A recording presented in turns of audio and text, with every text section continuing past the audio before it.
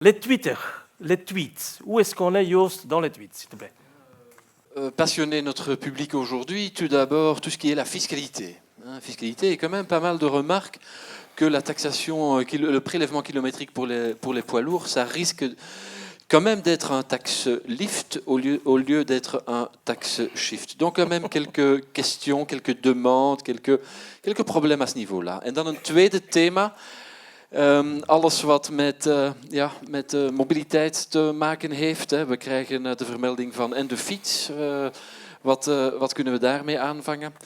Een derde punt wat mij ook te binnen springt en wat mij opgevallen is, heel wat van onze aanwezigen stellen zich vragen over de regionalisering. Dat heeft hen het leven niet makkelijker gemaakt. Daar vallen ook heel wat vragen op en tweets die daar rond gelanceerd worden. Maar dat is de status tot nu toe. Dank u wel, Joost. We gaan naar het volgende thema. Het vierde thema gaat over vrachtwagens. Lichte en zware vrachtwagens. Heel interessant thema, heel actueel thema trouwens. En ik geef graag het videowoord aan Jackie Molyneux. Jackie is de voorzitter van de sectie vrachtwagens en ook van het salon van de automobiel. Alsjeblieft. Excellences, Mesdames, Messieurs, je suis Jackie Molyneux. Je suis président du comité salon et président de la section véhicules utilitaires au sein de la FEBIAC.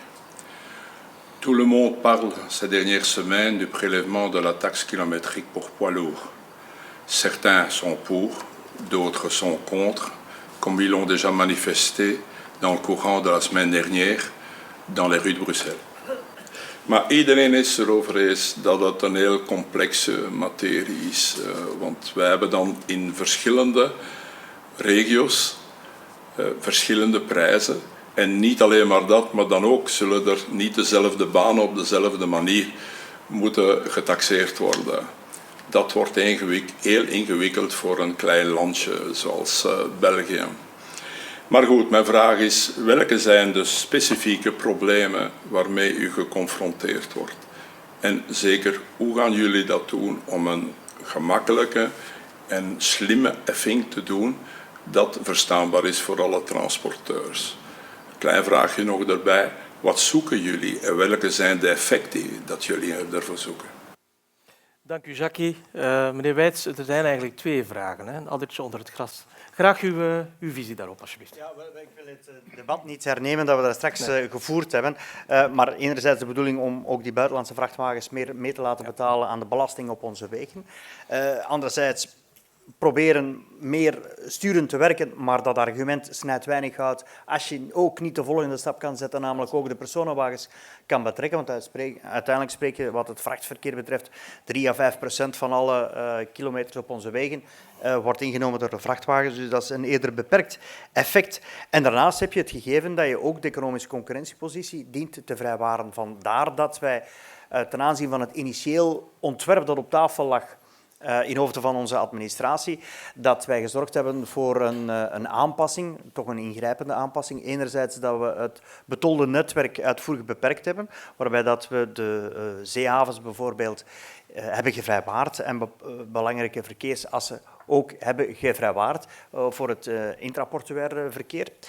Twee, dat we ook de tarieven hebben aangepast. Bijvoorbeeld ervoor gezorgd dat er wel een vergroenende impuls zit vervat in heel de tarifering. Namelijk dat je veel meer betaalt als je een Euronorm 0 vrachtwagen bestuurt dan wanneer je een Euronorm 6 vrachtwagen bestuurt. Maar we hebben er ook voor gezorgd, rekening houdende met het gegeven dat verschillende vrachtwagens of transporteurs hun vrachtwagenpark hebben aangepast de laatste jaren en dus nog geen Euronorm 6 hebben kunnen aanschaffen, gewoon omdat er zelfs nog niet op de markt was, hebben we ervoor gezorgd dat alleszins de eerstvolgende 2 jaar Euronorm 5 en Euronorm 6 op dezelfde hoogte werden gelijkgeschakeld. Dus de volgende stap is natuurlijk in functie van de bescherming van de concurrentiepositie van onze transportsector ook de flankerende beleidsmaatregelen, waarbij dat we heel duidelijk zeggen, 1, de 150 miljoen euro netto die kilometerheffing zou moeten opbrengen van de binnenlandse transportsector, die moet terugvloeien En dat wil zeggen dat 100 miljoen euro moet worden geïnvesteerd in de wegeninfrastructuur. Om een idee te geven, mijn budget is vandaag rechtstreekse investeringen in de wegen 350 miljoen euro. Wel 100 miljoen euro extra op jaarbasis, dat is een verhoging met budget van 1/3, dus dat is toch wel aanzienlijk. Daarnaast ook flankerende maatregelen waarover we nog met de sectoren aan het spreken zijn, maar die gaan ook over loonlastenverlaging, dus heel gecibleerd, maar anderzijds ook een rest van misschien iets wat technische, misschien kleinere maatregelen die vooral gericht zijn op een verlaging van de administratieve lasten voor de sector in kwestie. Dus het is een vrij moeilijke oefening. Ik denk dat we wat op tafel ligt, dat we dat hebben bijgestuurd in functie van de desiderata van verschillende betrokken partijen. Maar wij hebben daar vanuit Vlaanderen een beetje het voortouw in moeten nemen. Ook dat heeft mij niet zo populair gemaakt in alle kringen. Maar ik heb nu toch... We concerteren daarover, trouwens ook met Brussels gewest, met Waals gewest. We zitten samen als het gaat over de technische uitrol en de VIA-pasconstructie, het consortium dat zorgt voor de technische infrastructuur en de uitrol daarvan, dat doen we samen. Wij zouden natuurlijk ook graag hebben dat we de stap naar de personenwagens ook samen zouden kunnen zetten, maar dat is dan nog een ander debat. Maar alleszins, ja, ik denk dat we in de mate van het mogelijke, maar gebruik maken van onze eigen autonomie, natuurlijk ook wel stappen vooruit zetten, maar ieder heeft zijn verantwoordelijkheden en betracht die maximaal te assumeren. Dank u wel, meneer Smet. Monsieur Prévost, on en a parlé déjà, et Pascal Smet ook. Mais si vous avez des choses à ajouter, volontiers, je vous en prie. Merci. Je vais tenter d'être pas trop long pour qu'il me reste encore un peu de temps pour la suite.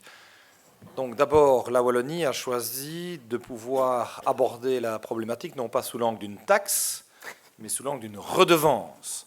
C'est une notion qui n'est pas que sémantique, puisque la volonté est réellement de confier à la Sofico l'intégralité de la perception de cette redevance pour qu'une partie substantielle de celle-ci retourne sur l'investissement routier et autoroutier. Et il nous semblait que c'est effectivement la moindre des choses par rapport aux contributeurs. Premier élément important à préciser. Deuxième élément, nous avons, lors de notre décision gouvernementale, décidé de nous aligner sur les tarifs qui avaient été arrêtés par la Flandre. C'était une des demandes principales, d'ailleurs, des responsables du secteur, c'est de ne pas créer, à l'échelle du confetti qu'est notre pays, des divergences entre régions sur les éléments tarifaires. Maintenant, comme toute décision, elle va devoir faire ses maladies de jeunesse, nous allons, à l'épreuve des faits, regarder si le réseau sur lequel s'applique cette redevance s'avérera finalement le plus pertinent. Par rapport au réseau qui faisait déjà l'objet de l'Eurovignette, en Wallonie, c'est 292 km additionnels qui ont été alors intégrés pour éviter la tentation d'utiliser des voiries en itinéraire bis qui sont peu appropriées parce qu'elles traversent des cœurs de village, par exemple. On verra si certaines jonctions n'ont pas été anticipées et qu'il faut les ajouter, ou si d'autres peuvent être retirées. Ça sera le monitoring qui le permettra. De la même manière qu'il a été prévu des mesures de compensation singulièrement à l'égard des secteurs qui, suite à l'étude qui a été réalisée par l'université, démontrent qu'il risque d'y avoir un impact de compétitivité plus sensible pour eux-mêmes. Je pense notamment au secteur carrier, à l'agroalimentaire ou à d'autres. Avec eux, des discussions sont d'ores et déjà entamées pour des mesures compensatoires et le gouvernement a déterminé une enveloppe pour le faire. Et enfin, dernier élément, il est certain que la volonté n'est pas de pouvoir handicaper le secteur, mais surtout de faire contribuer notamment les poids lourds de l'étranger, puisque je rappelle aussi que cette redevance, elle est déductible à l'impôt des sociétés, également du côté de la TVA, et donc c'est un élément clé pour nos propres entreprises, cette déductibilité fiscale, ce qui montre bien que la volonté est surtout de faire contribuer les personnes qui viennent de l'étranger avec leurs poids lourds, et les études ont pu démontrer que les 3/4 des usagers des autoroutes wallonnes venaient hors Belgique et 88% hors Wallonie, d'où la raison de cette approche. Très clair. Meneer Smet. Ja, wij delen uiteraard de doelstelling zoals Ben ze heeft gezegd. We hebben een heel bijzonderheid in Brussel. Dat is dat wij eigenlijk de enige stad in België zijn. De enige echte stad in België zijn. Een heel... Dat is toch ook zo, daar moet je toch niet mee lachen. Antwerpen is een stad, ja. Zo simpel is dat. Ik moet dat zeggen tegen een grote hoer. De voorzitter denkt Voilà, maar nu hij in New York geweest is, weet hij wat het is om een kleine stad te zijn. Maar goed, zwart. Dus we zijn de enige grote stad die we hebben in dit land, heel dik bevolkt, heel groot dens, wat betekent dat we een ander gewest zijn, uiteraard dan Vlaanderen en Wallonië. We hebben ons wat de tarieven betreft voor de grote invalswegen, ook voor de ring rond Brussel, uiteraard gealigneerd op Vlaanderen. Het zou te zot zijn om los te lopen dat op een stukje Brusselse ring je andere tarieven zou moeten betalen. Alleen maken wij wel een onderscheid voor het wegennet in Brussel. En daar is een heel duidelijke en heel simpele uitleg voor. We vinden namelijk dat grote camions niet in de stad moeten zijn. Tenzij het echt strikt noodzakelijk is. En vandaag al degenen die in Brussel wonen, werken, zullen merken dat er af en toe camions doorrijden die daar helemaal niet moeten zijn. Vandaar dat wij de tarieven voor de gewest- en de gemeentewegen beduidend hoger hebben gemaakt dan de ringtarieven die er zijn. Nogmaals, omdat wij die stad leefbaar willen houden, levenskwaliteit willen hebben en omdat wij geloven dat we onze logistieke politiek anders moeten aanpakken. We zijn begonnen met een proefproject, dat lukt ook vrij goed, dat je die laatste mile, die laatste 2 kilometer, dat je die eigenlijk in kleinere camionetten doet. En dat betekent dus dat bedrijven moeten nadenken hoe zij hun winkels en andere bevoorraden. Ik weet dat de sector daar niet zo tevreden mee is of niet zo content mee is, maar ik denk dat het een kwestie is van aanpassen, een kwestie ook om van meer samen te werken.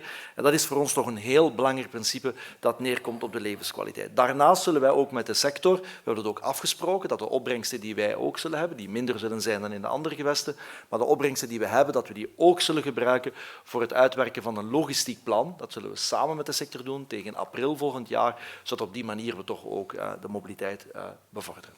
Oké, dank je. Dus ook inderdaad belangrijk voor het economisch weefsel binnen Brussel natuurlijk. Ja. En dan moet ik me ook verontschuldigen, want ik moet, U moet 5 minuten weg van hier. Ik ga een plein autovrij maken. Okay. Ik wou even provocerend zijn. Maar we laten de auto's er nog op. We schrappen de parkeerplaatsen. We gaan het levenskwaliteit verhogen. En we compenseren, en zo moeten we het doen, denk ik, in Brussel, compenseren met een parking daarnaast. Dus ik denk, en dan wil ik toch als ik die boodschap nog mee mag geven, want ik denk dat uw voorzitter terecht mee begonnen is. Ja. We zijn in Brussel ook bezig met, we gaan de voetgangerszone, binnen 1 week komt die er. We gaan veel meer fietspaden aanleggen. We willen pleinen autovrij maken, maar we zijn niet tegen de auto. Heel vaak, als je dat doet, word je gecatalogeerd bij diegenen die tegen de auto zijn. Ik ben nu ook met de auto gekomen. Ik ga vanavond wel met de metro naar huis, maar ik ben nu wel met de auto gekomen. Ik behoor dan tot die groep van pragmatici, als ik begrepen heb, die 38%. Maar we moeten dat doen. En in een stad van Brussel, en dat is ook de vraag die ik jullie gesteld heb, hebben we de afgelopen 40 jaar alles ingezet op de auto. Alles. Dat heeft deze stad een van de meest onleefbare steden in Europa gemaakt. En als wij die stad terug willen geven aan de Brusselaars, als wij die stad voor de mensen die hier komen wonen, werken, bezoeken willen geven, moeten wij van een city for cars naar een city for people gaan. Maar die people zullen af en toe ook een auto gebruiken. En het enige wat wij willen doen, is die levenskwaliteit teruggeven door een nieuw evenwicht te zoeken. En er is een hele simpele wet in de mobiliteit. Als je meer ruimte aan fietsers en voetgangers geeft, zul je meer fietsers en voetgangers hebben. Dus die boodschap, als u me dat mag geven, wil ik nog even meegeven. Wij zijn helemaal niet tegen de auto. We zullen ook transitparkings bouwen, we zullen ondergrondse parkings bouwen in de stad. Allemaal niet tegen. Alleen moeten we weten dat er in Brussel op dit moment een onevenwicht is. En dat is niet goed voor de lucht die we inademen en die onze kinderen ziek maakt. Dat wil ik nog even meegeven. Meneer Smet, u weet, Febiak en haar leden zijn zeer bezorgd daarover. Dank u daarvoor. En graag een applaus voor Pascal Connet. Dank u. Dank u. On est encore sur le thème du prélèvement kilométrique pour les camions. Peut-être la représentante de la ministre Galland au niveau fédéral a aussi un point de vue, même s'ils ne sont pas toujours compétents sur tout, mais peut-être un petit aspect. Je vous en prie, Madame Laurent. Merci. Oui, j'ai compris que c'était essentiellement un débat entre régions. J'ai surtout retenu un point que M. Weiss et M. Prévost ont dit, c'est la concurrence déloyale auquel est soumise le secteur du transport. Et je pense que c'est ça qui doit retenir toute notre attention. Et donc c'est pour ça que la concertation aussi est importante, non seulement entre régions, et je m'en réjouis, mais aussi au fédéral, parce que c'est un point qui est important pour nous. Je pense par exemple à la table ronde que le secrétaire d'État Tom Lane a organisée en matière de lutte contre la fraude et spécifiquement pour le secteur du transport. Et donc, j'attirerai votre attention de faire contribuer aussi le fédéral dans vos réflexions et dans vos actions, surtout si à un moment donné il devait être question d'exonération ou de compensation d'une façon ou d'une autre pour compenser, oui, donc cette taxe ou cette redevance kilométrique. Très clair. Quelqu'un qui veut répondre vite à ce genre d'intervention? Sinon, je prends le prochain thème. Hein. Oui, le camion passait, attention. J'ai pas eu le sentiment que ça appelait une réaction. Non, C'est tout constaté. Une invitation. Ja, maar we nemen denk ik met vreugde kennis van het gegeven dat men ook op federaal niveau compenserende maatregelen wil uitwerken voor de transportsector. Uiteraard. De heer, waarvan akte? Dus dat is- Absoluut. We gaan het in de notulen zetten, in de akte.